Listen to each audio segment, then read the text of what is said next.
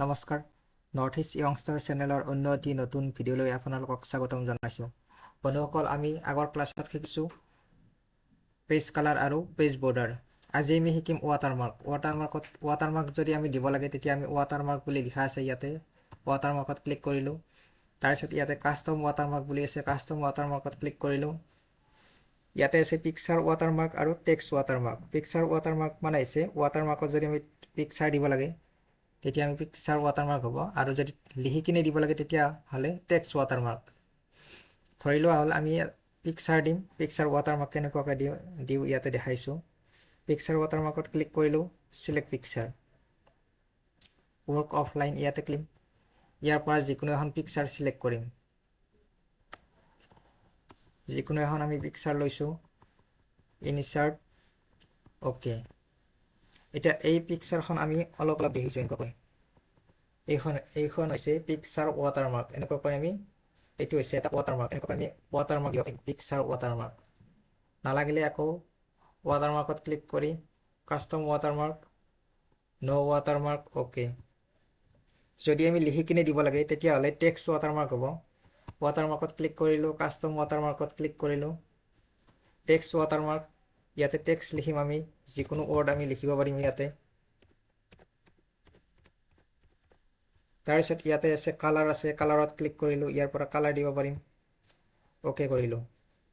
এইটো হৈছে text watermark. এনেকুৱাকৈ আমি লিখি কিনে দিব পাৰিছোঁ। যিকোনো টেক্সট আমি এনেকুৱাকৈ লিখি কিনে দিব পাৰিম। এতিয়া ইয়াতে ৱাটাৰমাৰ্কত আহি কিনে কাষ্টম ৱাটাৰমাৰ্কত ক্লিক কৰিলোঁ। ইয়াতে লেআউট প্ৰথমতে এইটো ডায়াগনেল হৈছে। যদি আমি হৰাইজেণ্টেল কৰি অ'কে কৰোঁ তেতিয়া টেক্সটটো হৰাইজেণ্টেল হ'ব, আৰু ডায়াগনেল কৰি অ'কে কৰিলে এনেকুৱা হ'ব। এইটো হৈছে ডায়াগনেল। নালাগিলে আকৌ কাষ্টম ৱাটাৰমাৰ্ক, ন' ৱাটাৰমাৰ্ক, অ'কে কৰিলোঁ। এইটো হৈছে ৱাটাৰমাৰ্ক। নেক্সট আহিলোঁ আমি টেবুল এখন কেনেকুৱাকৈ ড্ৰ কৰিব পাৰোঁ। কলমছ কাক বোলে, ৰ কাক বোলে, আৰু চেল কাক বোলে, এইবিলাক মই দেখাবলৈ লৈছোঁ। প্ৰথমতে আহিম আমি ইনচাৰ্টত ক্লিক কৰিলোঁ। টেবুল বুলি লিখা আছে ইয়াতে, টেবুলত ক্লিক কৰি ড্ৰ টেবুলত ক্লিক কৰিলোঁ। ড্ৰ টেবুলত ক্লিক কৰি আমি মাউচৰ লেফ্ট ক্লিকটো ধৰি কিনে ৰাইট চাইডে এনেকুৱাকৈ টানি দিম। এতিয়া এইবিলাকক কলমছ বুলি কয়। এইবিলাকক এনেকুৱাকৈ কলমছ বুলি কোৱা হয়।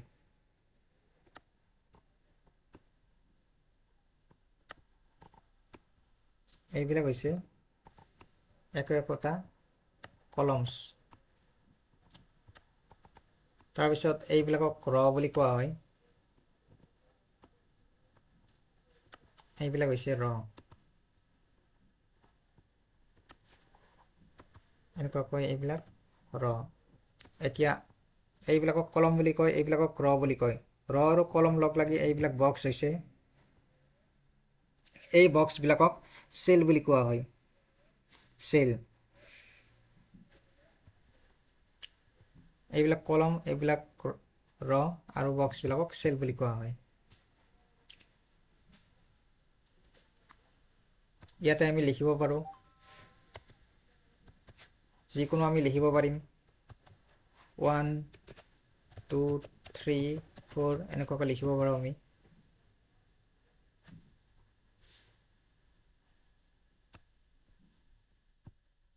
এতিয়া ইয়াতে বক্সবিলাক ডাঙৰ সৰু হৈছে। গোটেইবিলাক এটা চাইজৰ হোৱা নাই। এটা চাইজৰ কৰিব লাগিলে আমি কি কৰিম, ইনচাৰ্টত ক্লিক কৰিম, ইনচাৰ্ট টেবুলত ক্লিক কৰিব লাগিব। এতিয়া নাম্বাৰ অফ কলমছ ধৰি লোৱা হ'ল, এখন টেবুলৰ কলম আছে 6টা, ৰ আছে 4টা।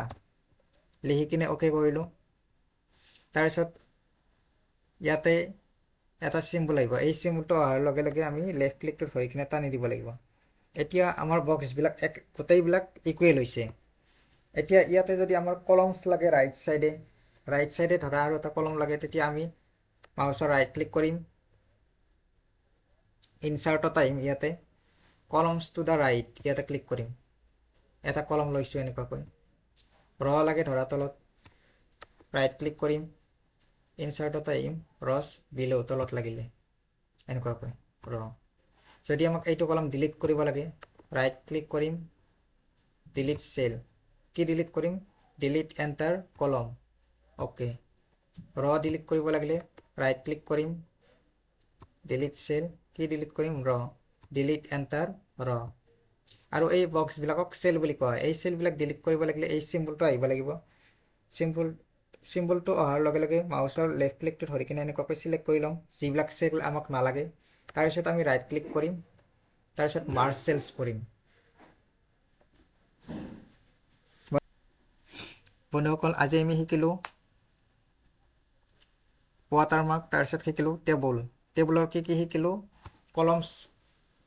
কলমছ কাক বোলে কাক বোলে চেল কাক বোলে ইয়াতে কেনেকুৱাকৈ লাগে কলম কেনেকুৱাকৈ আনিব পাৰি তাৰপিছত মাৰ্জ চেলছ কেনেকুৱাকৈ কৰিব পাৰি নেক্সট ভিডিঅ'ত আপোনালোকৰ ওচৰলৈ আৰু নতুন ইনফৰমেশ্যন লৈ আহিবৰ কাৰণে চেষ্টা কৰিম আজি ভিডিঅ'টো এইখিনি আছিল ধন্যবাদ